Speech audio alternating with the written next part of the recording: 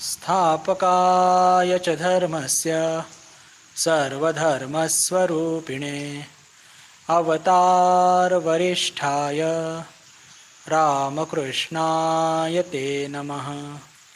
जननीं शारदां देवीं रामकृष्णं जगद्गुरुं पादपद्मे तयो श्रित्वा प्रणमामि मुहुर्मुहुः।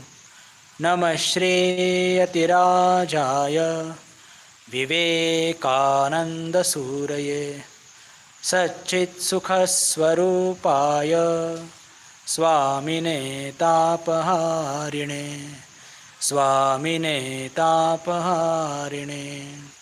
श्रुतिस्मृतिपुराणानामालयं करुणालयं नमामि भगवत्पादं शङ्करं लोकशङ्करं। शङ्करं शङ्कराचार्यं केशवं बादरायणं सूत्रभाष्यकृतौ वन्दे भगवन्तौ पुनः पुनः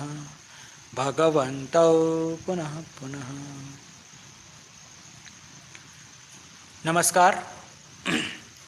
आपल्या सर्वांचं पुनश्च एकदा या ऑनलाईन वर्गामध्ये मनःपूर्वक स्वागत. आज बुधवार आणि ठरल्याप्रमाणे आपण आत्मबोध या विषयावर चर्चा करणार आहोत. आपल्या सर्वांना लक्षात आहेच की आपण मागच्या वेळेस श्लोक नंबर 3 याची चर्चा केली होती. तरीसुद्धा 2 आणि 3 त्याची थोडीशी उजळणी करून मग आपण चौथ्या श्लोकाकडे वळूया. दुसऱ्या आणि तिसऱ्यामध्ये जी चर्चा आपण केली होती की बोधोन्य साधनेभ्यो हि साक्षात मोक्षैक साधनम पाकस्य वन्निवत ज्ञानम विना मोक्षो न सिद्ध्यति. मोक्षप्राप्तीकरता अनेक साधन त्याचं आपण अवलंबन घेत असतो. उदाहरणार्थ उपासना, साधना, कर्मयोग, श्रवण मनन निधिध्यासन वगैरे या सगळ्या गोष्टी करत असतो. तरीसुद्धा या सगळ्या साधनांपैकी आचार्यांचं सांगणं आहे की मोक्षाचं साक्षात आणि एकमेव कारण, एकमेव लक्षात ठेवा बरं, म्हणजेच ज्ञान. आणि उदाहरण देऊन ते सांगतात की जसं स्वयंपाकाकरता आपल्याला डाळ, तांदूळ, भाजी, पीठ, मोहरी, मसाले, तेल सगळं लागतं. पण अन्न नेमकं शिजतं त्याचं एकमेव कारण अग्नी आहे. तसंच मोक्षाचं एकमेव कारण हे ज्ञान आहे. दुसऱ्या श्लोकामध्ये मागच्या वेळेस आपण चर्चा केली होती. अविरोधितया कर्म ना विद्यां विनिवर्तयेत विद्याम अविद्याम निहंती एव तेजस्तिमिरसंघवत.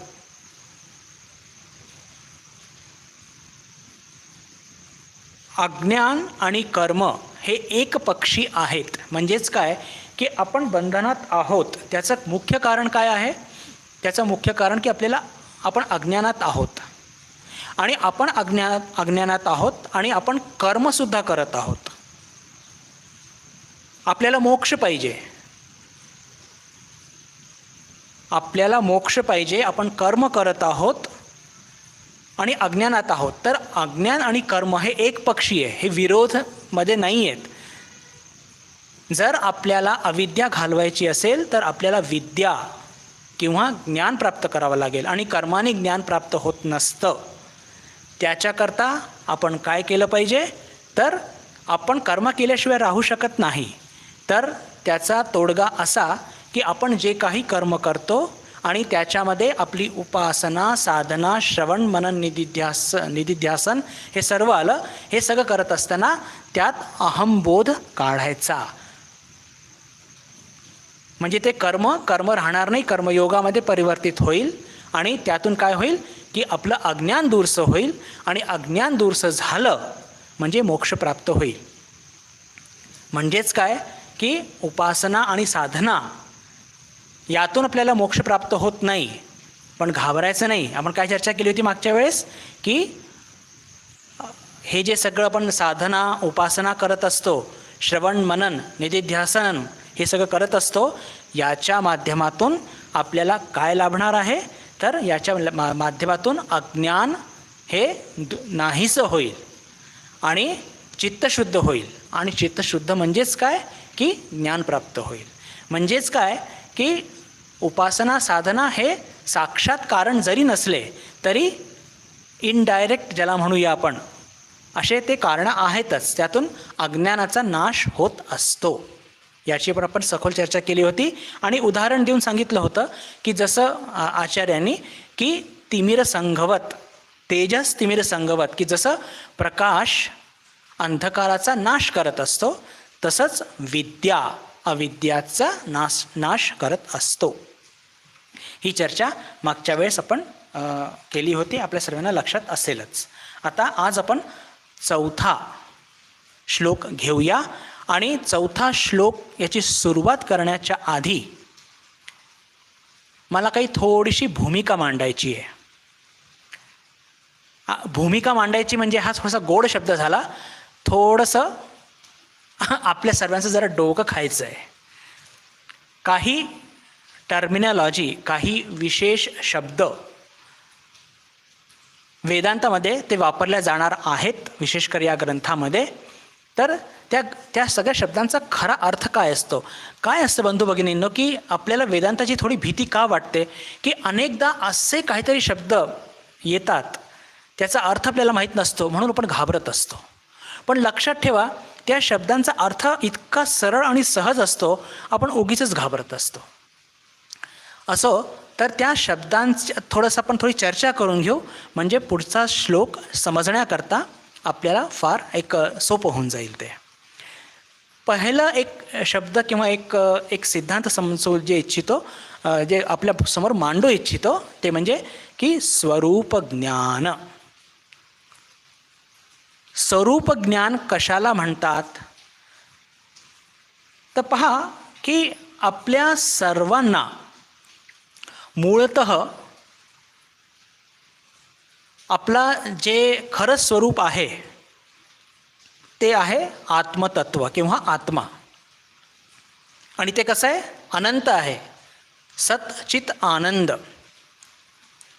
पण त्याचा आपल्याला आज बोध होत नाही आहे. आज आपण काय आहोत, जीव आहोत.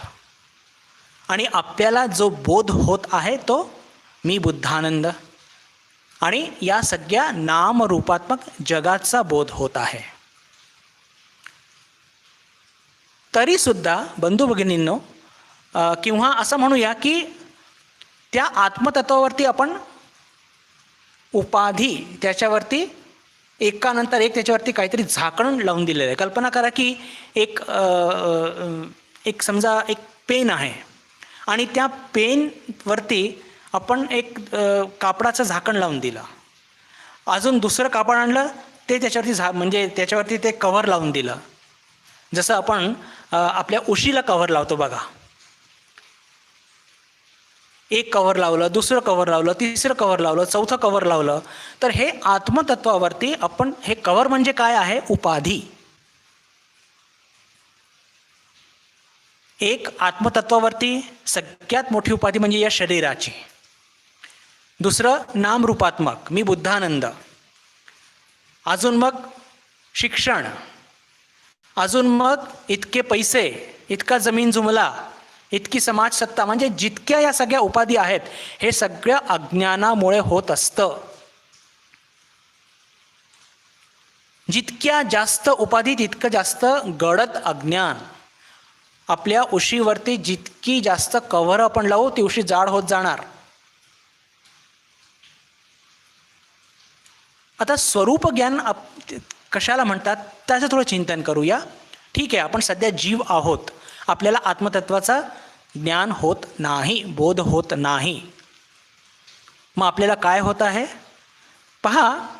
आपण जेव्हा म्हणतो मी बुद्धानंद, ठीक आहे, आत्मतत्वाचा बोध किंवा आत्मज्ञान झालेला नाही आहे. पण मी बुद्धानंद, मी असं करून देईन, जरी या सगळ्या अज्ञानापोटी निघत असतं, पण या मी कोणाच्या जोरावर म्हणतो, कधी विचार केला आहे का बंधू भगिनींनो? त्या मीचा आपल्याला बोध होत नाही, त्या आत्मतत्वाचा बोध होत नाही, कारण की तो इंद्रिय आणि मन आणि बुद्धीने होऊ शकत नाही. पण तरी आपण जे मी करतो, आणि जरी ते चुकीचं जरी असलं साधक या संदर्भात, तरी सुद्धा ते मी कोणाच्या जोरावरती आपण म्हणत असतो, ते चैतन्य शक्तीच्या जोरावरती आपण म्हणत असतो. आणि कळत किंवा न कळत त्याच्या अस्तित्वाची जाणीव आपल्याला आहे. कधी कोणत्याही प्रेताला असं बघितलंय का आपण मी करताना? मी खातो, मी बोलतो? नाही, कारण की प्राणशक्ती निघून गेलेली असते, चैतन्य प्रगट होऊ शकत नाही. या शरीरामध्ये प्राणशक्ती पण खेळत आहे, चैतन्य पण आहे. म्हणूनच म्हणजेच काय की जरी जेव्हा मी म्हणतो तेव्हा माझा बोध शरीराचा जरी असला तरी त्या शरीराचा बोध प्राप्त करण्याकरता मी कुठून तरी चैतन्य उसने घेत आहे आणि त्याच्यामुळे इनडायरेक्टली मला त्याची जाण आहे की माझ्यामध्ये चैतन्य आहे. आपल्याला भूक लागते, हे काय? हे पावती आहे की त्या चैतन्याच्या अस्तित्वाची. म्हणजे आपल्याला डायरेक्टली नाही कळत आहे, या शरीराच्या माध्यमातून ते कळत आहे. शरीर हे जरी अज्ञान आहे आपल्या साधकाच्या संदर्भामध्ये, पण तरीसुद्धा आपण असं म्हणू शकत नाही की त्याला माझी जाण नाही आहे. आता मी हे फक्त तुमच्या पुढे बोलतोय, बाहेरच्या साधारण लोकांच्या पुढे हे तत्व मांडणार नाही, कारण की ते वाटेल तसं तर्क करून त्याला खारिज करू शकतात. पण आपण साधक आहोत. म्हणजे म्हणण्याचा अर्थ काय की आपल्याला या शरीर आणि या मनाच्या माध्यमातून त्या आत्मतत्वाचा एक अंधुक त्याची जाण होत असते.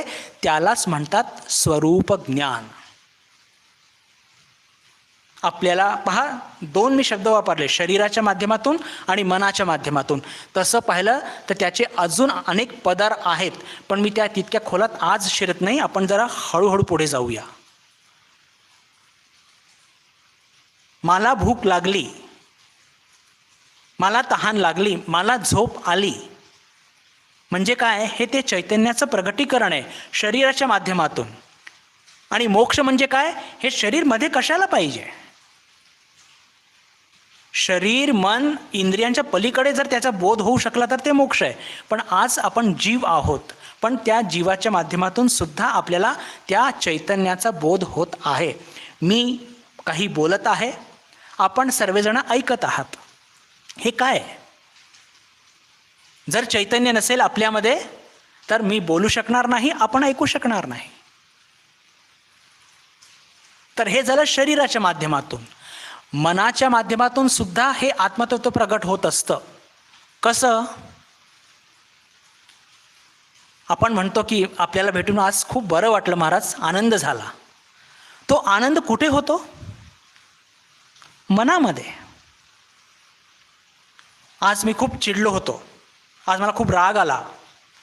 तर या सगळ्या आपल्या भावनिक गोष्टी हे कुठे घडत असतात? आपल्या मनामध्ये घडत असतात. आणि मन आहे कुठे? ते चैतन्य, म्हणजे ते चैतन्य त्याच्यामध्ये जे आहे त्याच्यामुळेच तर तो सगळं हे फील करू शकतो ना. आपल्याला आनंद आपल्या हातावरती दिसतो का? नाही. आनंद, दुःख, क्रोध, लोभ, मोह, मद, मत्सर या गोष्टी हे सगळ्या फील करण्यासारखं आहे. आणि ते कुठे फील होतात? मनामध्ये फील होतात. आणि मन म्हणजे काय? तर ते म्हणजे त्याच्यामध्ये जे चैतन्य आलंय ते कुठनं आलंय? ते आत्मतत्वाचंच उसने घेतलेलं चैतन्य आहे. म्हणजेच काय की शरीर आणि मन या माध्यमातून आपल्याला सुद्धा त्या आत्मतत्वाची जाण होत असते. जरी ती म्हणजे आपलं दुःख दूर करणारी नाही आहे, म्हणजे ही जाण जी आहे यातून काही आपल्याला मोक्ष मिळणार नाही आहे, पण जाण तर होत असते. आणि यालाच म्हणतात स्वरूप ज्ञान. आपल्या अस्तित्वाचं बोध होणं. हे लक्षात ठेवा, फार महत्त्वाचं आहे. मग जर तुम्हाला कोणी विचारलं कधी पण की का हो तुम्हाला तुमच्या स्वरूपाचं अस्तित्वाचं ज्ञान आहे का? बिलकुल ठांबेठोकपणे सांगायचं की हो, मला अजून आत्मसाक्षात्कार जरी नाही झाला आहे, पण मी बोलत आहे, चालत आहे, मला आनंद होतो, मला सुख वाटतं, दुःख वाटतं, हे काय आहे? त्या चैतन्याचंच ते एक प्रगटीकरण आहे. त्याच्यामुळेच आपल्याला या सगळ्या गोष्टींचं म्हणजे जाण होत असते. तर याला म्हणतात स्वरूप ज्ञान, आणि तो आपल्याला नेहमी असतो. तुम्ही लेक्चर ऐकत आहात, आता नंतर पुन्हा जप ध्यान कराल, आता तुम्ही आरती ऐकली, मग कदाचित तुम्ही जेवाल, प्रत्येक क्षणामध्ये त्या आत्मतत्वाचे स्वरूप ज्ञान आपल्याला होत असतं. पण तो जो हे जे आहे स्वरूप ज्ञान, हे मोक्ष का नाही आहे? कारण की यातून स्वरूप ज्ञानातून आपल्याला काही आपलं दुःख दूर झालं का? नाही. आपली भीती दूर झाली का? नाही. फक्त ते चैतन्य आहे, आणि तेही भौतिक किंवा बौद्धिक रूपाने आपल्याला कळत आहे. पहा, लक्षात येत आहे ना गोष्ट? स्वरूपाचं ज्ञान म्हणजे हे कसं आहे? हे बौद्धिक ज्ञान आहे की बाबा काहीतरी चैतन्य आहे, आणि प्रेतामध्ये ते चैतन्य बघायला मिळत नाही, फक्त एवढंच. पण या चैतन्याच्या ज्ञानाने, या बौद्धिक ज्ञानाने आपलं दुःख दूर होत नाही, आपलं फ्रस्ट्रेशन, आपली निराशा, आपली हताशा, आपलं सुखदुःख, आपलं जन्ममृत्यूचे चक्र काहीही कमी होत नाही. आणि कमी होत नसल्याने हे मोक्ष नाही आहे, हे फक्त स्वरूप ज्ञान आहे. किंवा अजून स्पष्ट शब्द जर सांगायचा, हे फक्त बौद्धिक ज्ञान आहे. की हो, बौद्धिक पद्धतीने आपण कबूल करूया की आमच्यामध्ये काहीतरी चैतन्य आहे बाबा, पण त्याची स्पष्ट प्रतीती होत नाही आहे का? कारण की अजून आम्ही आपले दुःख दूर करू शकलो नाही, हताशा दूर करू शकलो नाही, प्रलोभनात पडत असतो वगैरे वगैरे, जे जे काही आपले कमकुवतपणा आहे तो आपल्याला दिसून पडतोय. तर असो, याला म्हणतात स्वरूप ज्ञान. आता एक दुसरं अजून बघूया, आणि ते म्हणजे वृत्ती ज्ञान. वृत्ती ज्ञान कशाला म्हणतात, आणि ते समजण्याकरता आपण थोडंसं पहा. आज मी थोडंसं आधी सांगितलं, थोडं डोकं दुखवणार आहे. व्याख्यानानंतर सगळ्यांनी एक एक कप गरम कॉफी घ्यायची जेवणाच्या आधी, म्हणजे ते जरा डोक्याचा क्षीण येईल ना, तो कमी होईल. पण पहा, या छोट्या छोट्या गोष्टी फार महत्त्वाच्या आहे बरं, अतिशय महत्त्वाच्या आहे. आणि जसं जसं आपण या ग्रंथाच्या खोलामध्ये जाऊ ना, हे सगळं खूप कामी येतील आपल्याला. आत्तापर्यंत आपण चर्चा केली स्वरूप ज्ञानाची किंवा आत्मतत्वाच्या बौद्धिक ज्ञानाची, असं म्हटलं तरी चालेल. ते आपल्याला उपयोगाचं नाही, कारण की त्यातून आपले दुःख, हताशा, निराशा, आपले जन्ममृत्यूचं चक्र काही सुटत नाही. म्हणून ते फक्त बौद्धिक ज्ञान तितकंच याचं सामर्थ्य आहे. आपल्याला याची खूप पुढची मजल गाठायची आहे. आता वृत्ती ज्ञान काय असतं? वृत्ती ज्ञान समजण्याकरता बंधू भगिनींनो, आधी आपण समजूया की मन आणि बुद्धी काय असतं. हे पहा, मन आणि बुद्धी हे दोन वेगळ्या गोष्टी नाही, ह्या एकच गोष्ट आहे. मग याला वेगळं का म्हणतात हे सांगण्याकरता एक छोटंसं उदाहरण घेऊया. की पहा, एका घरामध्ये एक मुलगा आहे, आणि तो मुलगा कोणाचा तरी काका आहे तर कोणाचा तरी मामा आहे, कोणाचा तरी भाऊ आहे तर कोणाचा तरी मुलगा आहे, कोणाचा तरी दीर आहे तर कोणाचा तरी नवरा आहे, कोणाचा तरी भाऊ आहे. म्हणजे पहा, एकच व्यक्ती, पण त्याला किती वेगळे वेगळे त्याचे संबंध आहेत. मामा, काका, भाऊ, दीर, मुलगा, नवरा, किती अनेक संबंध होऊ शकतात. तसंच हे मन किंवा बुद्धी ही एकच गोष्ट आहे, पण फक्त ती वेगळ्या वेगळ्या पद्धतीने कार्य करते. म्हणून त्याला कधी आपण मन म्हणतो, कधी त्याला बुद्धी म्हणतो. त्याला मन कधी म्हणतो आणि बुद्धी कधी म्हणतो हे थोडंसं बघूया. की पहा, जेव्हा आपल्याला काहीतरी आपले भावनिक काही घटना घडत असतात, भावनिक विचार आपल्या मनामध्ये येत असतात, तेव्हा त्या एकच वस्तूला आपण मन म्हणतो. म्हणजेच कसं, आपण सुखी होतो, आपण दुःखी होतो, आपल्याला क्रोध येतो, आपल्याला मत्सर वाटतं. कधी कधी आपण आपल्याला वात्सल्याच्या भावाने लहान मूल बघितलं की खूप वात्सल्य उमटतं आपल्या मनामध्ये. आपली आई भेटली की खूप प्रेम उमटतं आपल्या मनामध्ये. तर ह्या सगळ्या जेव्हा भावनिक घटना घडतात आणि भावना उद्भवतात, तेव्हा या एकच वस्तूला मन म्हणतात. या अशा वेळेस बुद्धीचा भाग फार कमी असतो पण फार कमी असतो. आता दुसरा भाग घेऊया की आपण काहीतरी फार गहन विचार करत आहोत, काहीतरी ज्याला म्हणतो की पुस्तक वाचत आहोत फार म्हणजे एक महत्त्वाचं, किंवा काहीतरी कार्य करत आहोत. तिथे भावनाचं काही विशेष काम नाही आहे, फार अल्पसं काम आहे, पण जास्त काम आहे बुद्धीचं, स्थिर बुद्धीचं. तर तेव्हा त्याच वस्तूला त्याला म्हणतात बुद्धी. म्हणजे पहा, वस्तू एकच आहे, पण जेव्हा ती भावनिक पद्धतीने कार्य करते तेव्हा आपण त्याला मन म्हणतो. आणि जेव्हा काहीतरी गंभीर असं, जिथे भावनिकतेचं फार महत्त्व नाही आहे, अशा वेळेस जेव्हा ती वस्तू कार्य करत असते त्याला बुद्धी म्हणतो. पण ते वस्तू एकच आहे हे लक्षात आपण घेतलं पाहिजे. म्हणजे काय, थोडक्यात की मन आणि बुद्धी हे एकच गोष्ट आहे हे आपण लक्षात ठेवूया. आता वृत्ती ज्ञान हे लक्षात ठेवावर आपण चर्चा काय करत आहोत. वृत्ती ज्ञान कशाला म्हणतात. अजून एक थोडं पुढचं उदाहरण घेऊया. कल्पना करा की एका मुलाने आपल्या जीवनामध्ये कधी मोबाईल बघितला पण नाही आणि काय आहे त्याला माहीत पण नाही. आणि जेव्हा त्याच्या मित्राने त्याला विचारलं की अरे तुला मोबाईल माहीत नाही का, त्याने म्हटलं नाही. मग त्याच्या दुसऱ्या मित्राने, याच्याजवळ मोबाईल होता, त्याने आपला मोबाईल काढला. त्यांनी त्या पहिल्या मुलाने मोबाईल पहिल्यांदा आयुष्यात बघितला आणि मग त्याचे काय फायदे आहेत, कसं आपण लोकांशी बोलू शकतो, त्याच्यामध्ये काय विभिन्न सगळे सोशल मीडिया, व्हॉट्सॲप आणि अमुक आणि धमुक कसं काम करतात, कसं SMS पाठवू शकतो वगैरे वगैरे, सगळं 2-4 दिवसामध्ये सगळं काही ज्ञान प्राप्त केलं. आता जो पहिला म्हणजे मुलगा होता की ज्याने कधी मोबाईल बघितला नव्हता, मोबाईलचं ज्ञान प्राप्त करण्याच्या आधी त्याच्या बुद्धीमध्ये किंवा मनामध्ये मोबाईलच्या संदर्भात काय होतं, अज्ञान होतं. सोपी गोष्ट आहे. जोपर्यंत त्या पहिल्या मुलाने मोबाईल बघितला नव्हता, त्याला कसं ऑपरेट करायचं माहीत नव्हतं, या संदर्भात त्याचं संपूर्णपणे अज्ञान होतं. पण 4 दिवस आपल्या मित्रासोबत राहून त्यांनी मोबाईलची सर्व माहिती आणि त्याला कसं चालवायचं, त्याचे उपयोग काय, सगळी माहिती जाणून घेतली. तर ते जाणून घेत असताना त्याच्या मन किंवा बुद्धीमध्ये वृत्ती निर्माण होत गेल्या. वृत्ती म्हणजे काय, काही नाही, विचार.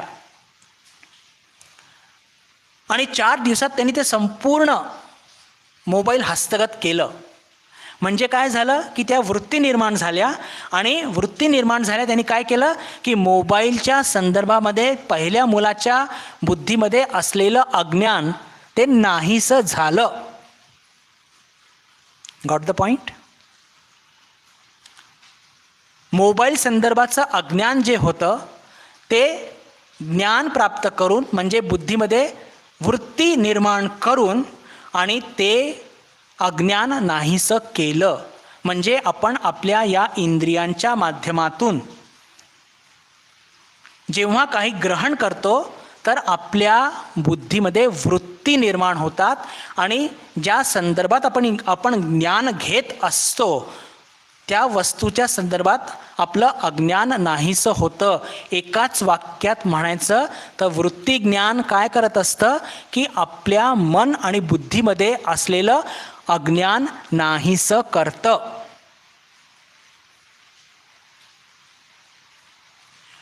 वृत्ती ज्ञान काय करतं, मी पुन्हा रिपीट करतो, बा सोपं आहे. वृत्ती ज्ञान काय करत असतं, वृत्ती ज्ञान आपल्या बुद्धीमध्ये असलेलं अज्ञान, वस्तूंच्या संदर्भात, स्थानांच्या संदर्भात, व्यक्तींच्या संदर्भात, कशाच्याही संदर्भात हे वृत्ती ज्ञान, अज्ञान आपल्या बुद्धीमध्ये जे असतं ते दूर करत असतं. बरोबर. आता पहा, आता आपण आपल्या वेदांताकडे येऊया की आपल्या मन आणि बुद्धीमध्ये आत्मतत्वाच्या संदर्भात अज्ञान आहे ना. म्हणून तर आपण जीव आहोत. आपल्या मनामध्ये आत्मतत्वाच्या संदर्भात अज्ञान आहे आणि जर हे अज्ञान दूर करायचं असेल तर काय करावं लागेल सांगा बघू? वृत्ती ज्ञान आणावं लागेल. कारण की वृत्ती ज्ञानचं काय काय काम असतं? अज्ञान दूर करणं बुद्धीतून. बुद्धीतून अज्ञान दूर करणं यालाच म्हणतात वृत्ती ज्ञान. तर आता आत्मतत्वाच्या संदर्भात जर आपल्या मन किंवा बुद्धीमध्ये जे अज्ञान अनेक जन्मापासून आहे, जर ते दूर करायचं असेल तर आपल्या बुद्धीमध्ये काय उत्पन्न केलं पाहिजे? वृत्ती ज्ञान. कशाच्या संदर्भामध्ये? आत्माच्या संदर्भामध्ये. पण आता आत्मा तर काही वस्तू नाही आहे.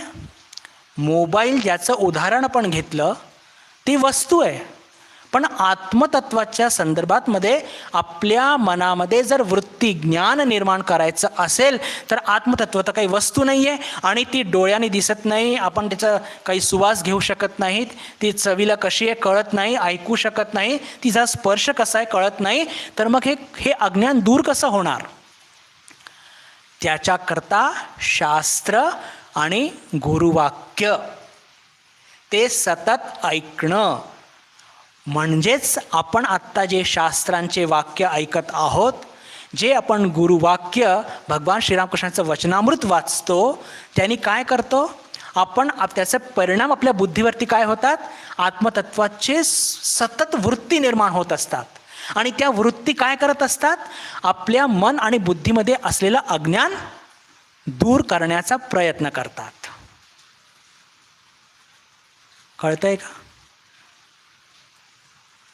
जास्त शीण नाही येते ना? एकदम सोपं आहे बघा. वृत्ती ज्ञानचं फंक्शन काय? अज्ञान दूर करणे. कुठलं? आपल्या मनामध्ये आणि बुद्धीमध्ये असलेलं. कोणतं अज्ञान? वस्तूच्या संदर्भात, विषयाच्या संदर्भात, एखाद्या व्यक्तीच्या संदर्भात, स्थानाच्या संदर्भात वृत्ती ज्ञान दूर करत असतं. पण आता हे जे आत्मज्ञान जे आपल्याला घडवून आणायचं आहे, ज्याच्या संदर्भात आपल्या मनामध्ये अनंत काळापासून अज्ञान आहे, ते दूर करण्याकरता आत्मतत्व वस्तू नसल्याने आपण गुरुवाक्यांचं, गुरु उपदेशांचं किंवा शास्त्रवाक्यांचं आपण आधार घेऊया. ते सारखं सारखं ऐकून आपल्या मन किंवा बुद्धीमध्ये वृत्ती निर्माण होतील आणि ते वृत्ती अज्ञानाला दूर करेल. आणि एकदा अज्ञान दूर झालं, एकदा का चित्त किंवा बुद्धी स्वच्छ झाली, ते अज्ञान दूर झालं की आत्मसाक्षात्कार घडून येणारच. म्हणजे हे वृत्तिज्ञान काय करत असतं? अज्ञानाला दूर करतं. म्हणजेच आपण जे जप, ध्यान, श्रवण, मनन, निधिध्यासन हे जे करतो, हे जे पण श्रवण सुरू आहे आपलं, याने काय होत असतं की आपल्या बुद्धीमध्ये सतत वृत्ती निर्माण होत असतात. कशाच्या? आत्मतत्वाच्या, ईश्वर भक्तीच्या. आणि आपल्या मन किंवा बुद्धीवरती जे इतक्या जन्माचे जे अज्ञानाचं फूट किंवा थर गडद अंधकार साठलेला आहे, तो या वृत्ती ज्ञानाने नाहीसा होत असतो. एक छोटासा प्रश्न, मग आपण श्लोकाकडे जाणार आहोत. आता बहुतेक क्लिअर झालं असेल ना की वृत्तिज्ञान, स्वरूप ज्ञान म्हणजे काय? स्वरूप ज्ञान म्हणजे की आपल्याला ते बौद्धिक ज्ञान होत असतं की आपल्यामध्ये चैतन्य आहे. वृत्ती ज्ञान काय? की हे आपल्या बुद्धीमधलं अज्ञान दूर करत असतं. वस्तूच्या संदर्भात असेल तर वस्तूचं अज्ञान दूर करतं. आणि जर आपण आत्मतत्व सतत वाचलं तर आत्मतत्वाच्या संदर्भात आपलं ते अज्ञान दूर करतं. आता आपला मोबाईलचा अज्ञान 4 दिवसात दूर झाला, पण 20 वर्षापासून आपण साधना करत आहोत, आध्यात्मिक शिबिर अटेंड करत आहोत, सत्संग करत आहोत. म्हणजे किती जास्त आपल्या वृत्ती निर्माण झाल्या असतील चांगल्या, तरीसुद्धा आपलं हे अज्ञान दूर का नाही झालं? हा प्रश्न निर्माण झाला पाहिजे मनामध्ये. पहा,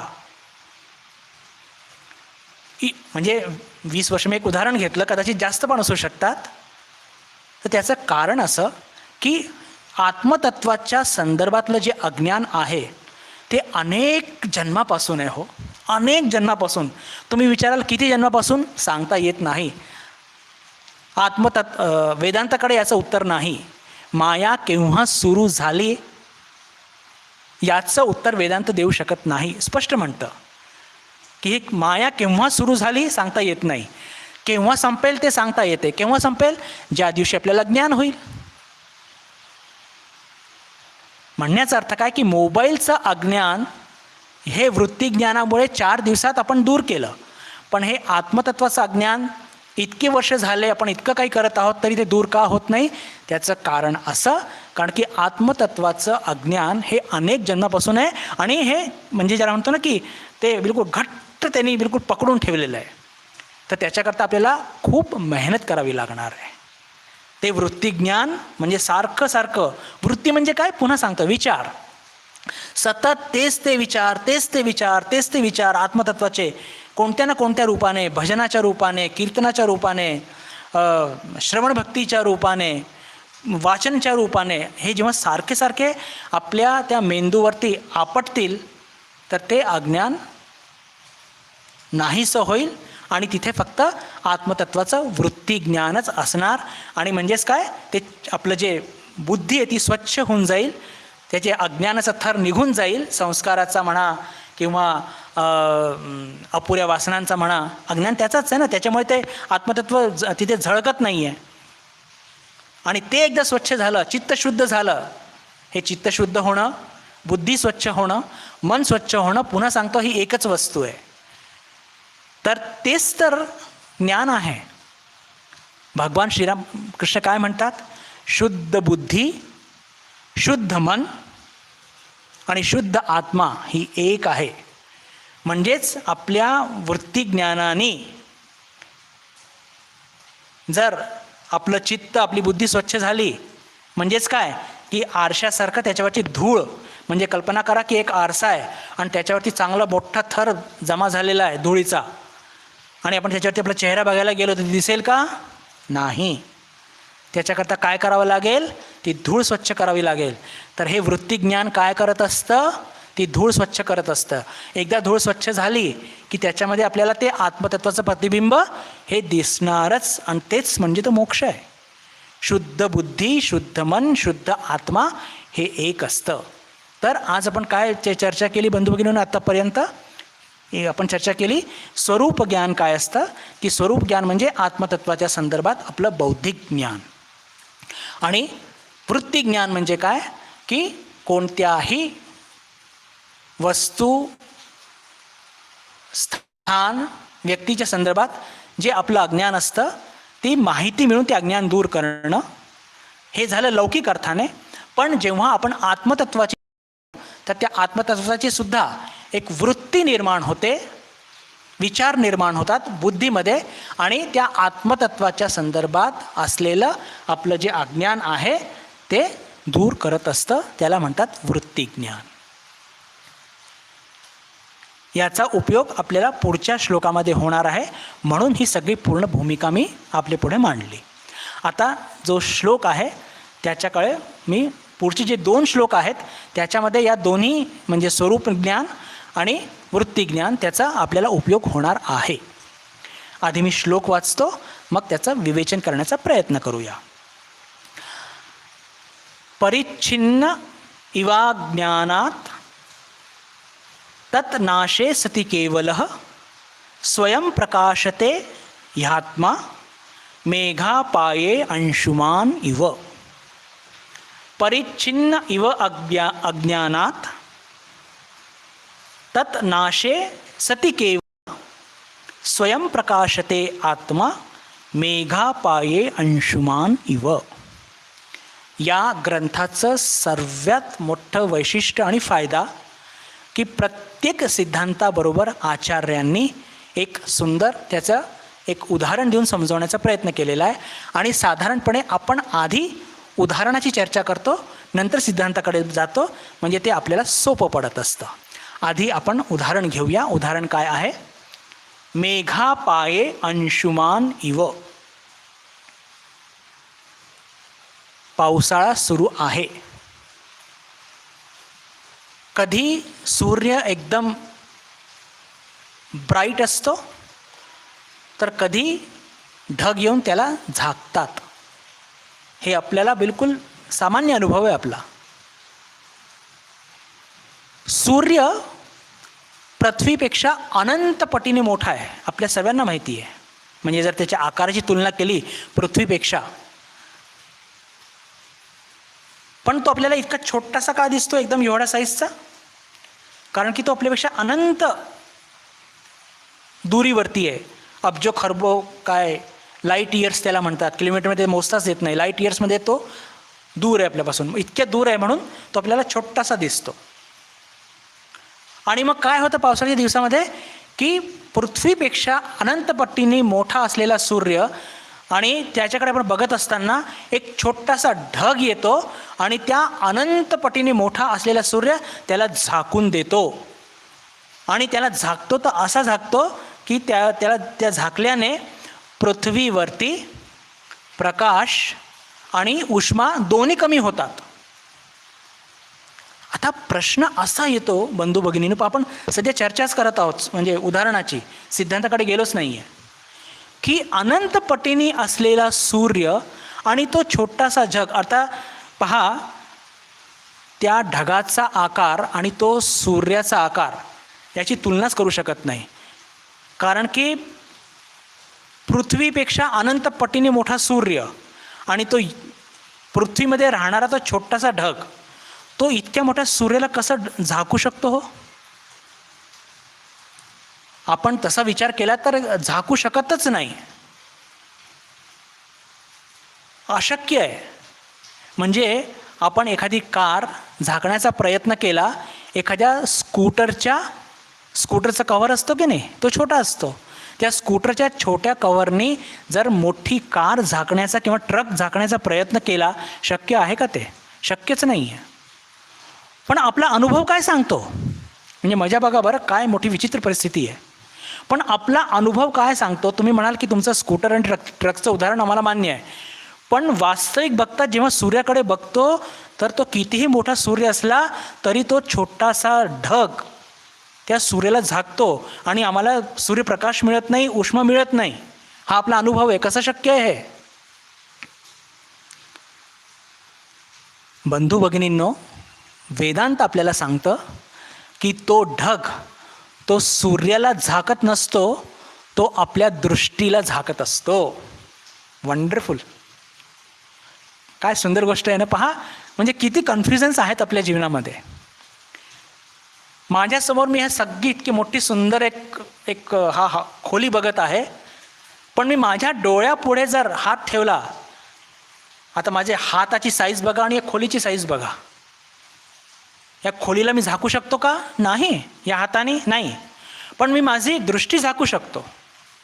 माझी दृष्टी झाकली की मला पुढे काही दिसत नाही, कितीही मोठी ती खोली असू देत.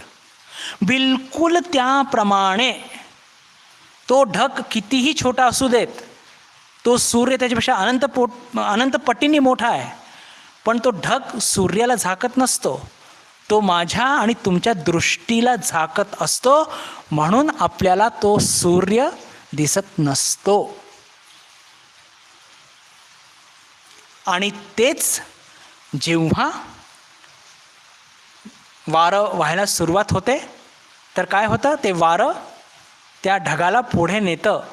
आणि ढगाला जेव्हा ते वारं पुढं नेतं तर मग काय होतं की तो सूर्य आधी पण चमकत होता, ढगाने झाकल्यामुळे झाकलेलं असतं तेव्हाही तो चमकत होता. आणि आता ते ढग पुढे गेलं तरीसुद्धा ते सूर्य जे स्वयंप्रकाशित आहे ते पुन्हा चमकू लागतं. बरोबर की नाही? म्हणण्याचा अर्थ काय की त्या ढगाने आपली दृष्टी झाकलेली असते, पण आपण काय म्हणतो की त्या ढगाने सूर्य झाकलं. आणि जेव्हा ते वारं त्या ढगाला नेतं तर आपली दृष्टीपासून ते ढग पुढे जातं आणि आपल्याला पुन्हा सूर्य जो आधीसुद्धा चमकत होता, झाकल्या गेला तेव्हासुद्धा चमकत होता आणि आत्तासुद्धा तो चमकत आहे. हे झालं उदाहरण. आणि हे उदाहरण घेऊन आचार्य आपल्याला पुन्हा काय सांगणार आहे की आत्मतत्व जरी आज आपल्याला त्याचं साक्षात्कार त्याचा अनुभव जरी गवसत नाही आहे तरीसुद्धा ते आत्मतत्व चमकत आहे, तळपत आहे. या सगळ्या जगामध्ये ते बिलकुल स्वच्छंदपणे खेळत आहे. तर या सुंदर उदाहरणाच्या माध्यमातून ते काय सिद्धांत मांडू इच्छित आहे त्याच्याकडे आता आपण थोडंसं लक्ष देऊया. परिच्छिन्न इव अज्ञानात ततनाशे सती केवलः. परिच्छिन्न इव, पहा हा शब्द जे वापरतात ना हे सगळे महापुरुष लोक, याच्याकडे फार लक्ष दिलं पाहिजे बरं आपण. परिच्छिन्न इव, परिच्छिन्न म्हणजे झाकल्या गेला, आणि इव म्हणजे झाकल्या गेल्यासारखा. इव ॲज इफ. आज मी खूप छळतोय ना, काय करू, ते आज ते श्लोकच तसा आलेला आहे. प्रत्येक श्लोकाचं इतकं एक, प्रत्येक शब्दाचं इतकं एक महत्त्व आहे ना की बस रे बस.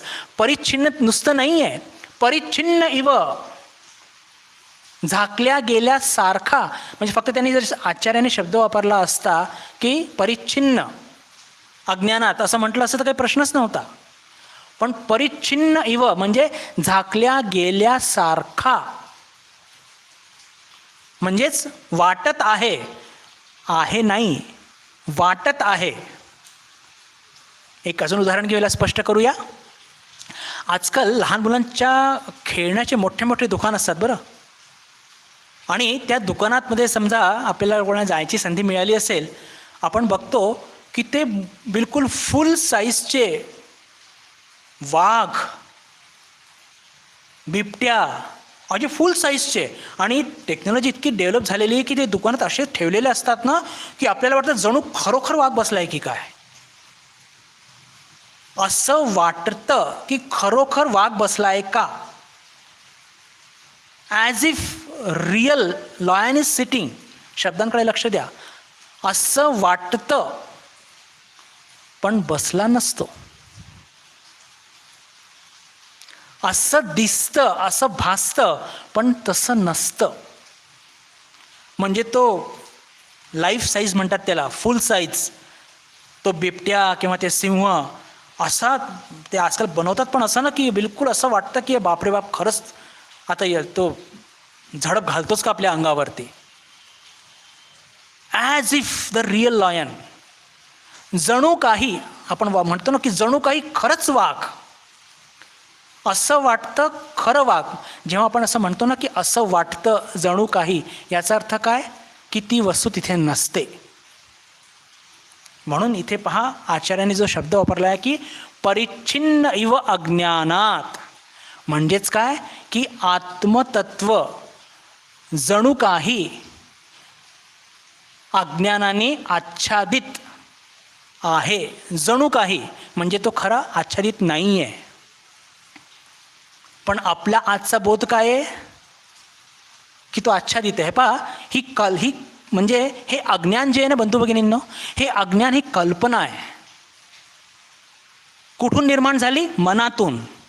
आपल्यापैकी ज्या लोकांनी विवेक चूडामणीचे वर्ग अटेंड केले असतील ते मनोमय कोश जिथे थांबलं होतं पण 20 मार्चला, तर हे मन काय आहे? ही अज्ञानाची खाण आहे. आणि ह्या मनामुळेच आपण आपल्या स्वभावापासून, म्हणजे जे आपलं मूळ, जे आपलं खरं स्वभाव आहे त्याच्यापासून दूर गेलेलो आहोत.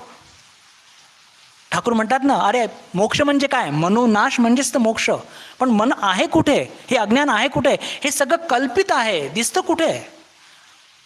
आपण म्हणतो आपण बंधनात आहोत, पण कुठे दिसतं ते बंधन? हे सगळे मनात आहे. मनातच बंधन आणि मनातच मुक्ती. मनातूनच बंधन, मनातूनच मुक्ती. वेगळं कुठे नाही. म्हणजे हे सगळं काय आहे?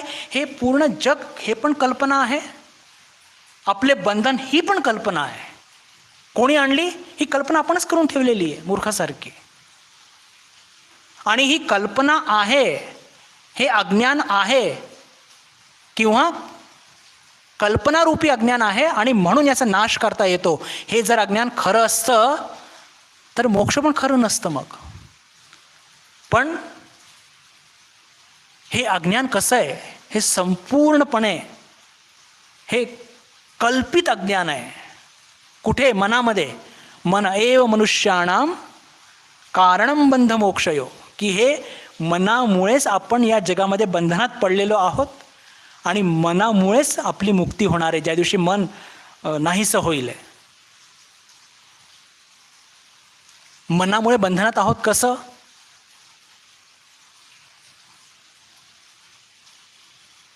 छोटंसं उदाहरण घेऊया. सकाळी उठल्याबरोबर तुम्हाला चहा लागतो, नाही मिळालं तर काय होणार आहे हो? पण त्या आसक्ती त्या एक कप चहावरती इतकी असते आपली की जपाला बसलो ते सारखं मन धावतं त्या एक कप चहाकडे. फार मोठी गोष्ट नाही आहे किंवा फार चिंताचा विषय नाही बरं, त्याच्यापेक्षा मोठे प्रॉब्लेम आपल्याला सॉल्व्ह करायचे. पण फक्त म्हणजे पहा मन कसं आसक्त असतं आणि कसं बंधनात सापडतो आपण. काही चहा नाही घेता काही फरक पडत नसतो, पण त्या गोष्टीचा प्रतिकार करण्याची क्षमता हरवून बसलेलो आहोत आणि हेच बंधन आहे. ती प्रतिकार करण्याची क्षमता कुठे निर्माण होते हो? मनातच होते की. ज्या मनामध्ये आपण चहा करता आसक्त आहोत त्याच मनामध्ये प्रतिकार क्षमता सुद्धा आहे, पण ती जागृत करत नाही आपण. मग काय करतो आपण? मग ते जपाची माळ ठेवतो, ठाकूरांना प्रणाम करतो, आधी एक कप चहा करतो, मस्त पितो, मग पुन्हा जपाला बसतो. फरक काही पडत नाही, पण ती प्रतिकार करण्याची क्षमता जी मनामध्ये आहे ती आपण कधी उद्भवलीच नाही. आपण काय करतो? We fall prey to our temptations. आपण आपल्या प्रलोभनाला बळी पडत असतो. तर हे सगळे बंधन आहे कुठे? कुठे बांधले का कोणी आपल्याला? सोन्याच्या साखळीनी, लोखंडाच्या साखळीनी, दोरीनी, दोरखंडानी, नायलॉनच्या दोरीनी नाही. पण हे अज्ञान जे म्हणतो हे काय? त्या अज्ञानाने आपण परिच्छिन्न झालो आहोत असं वाटतं. शब्दांकडे प्लीज लक्ष द्या.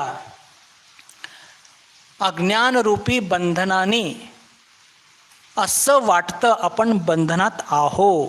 ते वाटतं का? कारण की ते सगळे कल्पित बंधनं आहेत, कल्पित अज्ञान आहे आणि म्हणून त्याचा नाश सुद्धा शक्य आहे. माझी सगळ्यांना विनंती आहे की हे शब्द लक्षात ठेवा की अज्ञान हे कल्पित आहे आणि कल्पित असल्याने याचा नाश संभव आहे. म्हणून आचार्य काय म्हणतात? परिच्छिन्न इव अज्ञानात तत् नाशे सती केवलः. आता हे जे कल्पित अज्ञानाने आपण बांधल्यासारखे वाटत आहोत याची जरा अजून थोडीशी चर्चा करण्याची आवश्यकता आहे आणि आपण उदाहरण घेऊनच चर्चा करूया, म्हणजे ते आपल्याला लवकर थोडंसं लक्षात येतात मला असं वाटतं.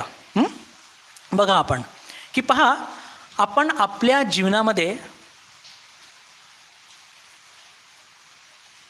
समजा आपल्या खूप कोणी जवळचा एक मित्र तो अचानक नाहीसा झाला,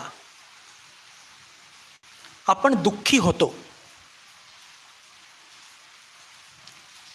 आपण आपल्या मित्राच्या मृत्यूमुळे दुःखी होतो का? किंवा मृत्यूमुळे दुःखी होतो का? नव्हे. जगामध्ये तर रोज इतके मृत्यू होत असतात, मग आपण दुःखी का होत नाही? कसं आहे की आपला जो फार जीवश्च कंठस्थ मित्र आहे त्याच्या उपस्थितीमध्ये आपण स्वतःला कम्फर्टेबल फील करतो, सुरक्षित फील करतो, पूर्णत्व फील करतो आणि त्याच्या दुराव्याने आपण अपूर्णत्व फील करत असतो. मी तुमच्या सर्वांचं लक्ष अज्ञान काय आहे, कल्पित अज्ञान काय आहे, सेन्स ऑफ इनकम्प्लीटनेस काय आहे, त्यांनी आपण कसे बांधल्या गेलेलो आहोत, ते बंधन कसं काल्पनिक आहे, हे थोडं सविस्तरपणे मांडू इच्छित आहे.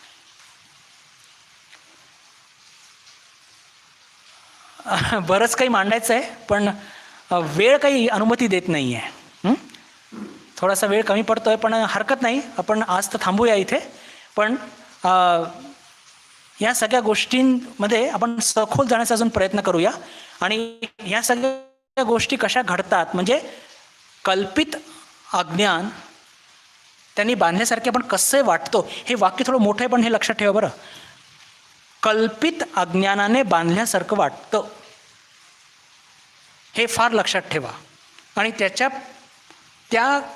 त्या कल्पनांना मोडून काढायचं आहे आपल्याला. त्या कल्पना एकदा मोडल्या गेल्या म्हणजे मोक्ष आपल्या हातावरती आहे. याची अजून चर्चा आपण येत्या वर्गात आपण करणार आहोत. ठरलेली वेळ संपलेली आहे. आज आपण इथेच थांबूया. येत्या शुक्रवारी भगवद्गीतेवर चर्चा होणारच आहे. त्या दिवशी आपली सर्वांची भेट पुन्हा होईल.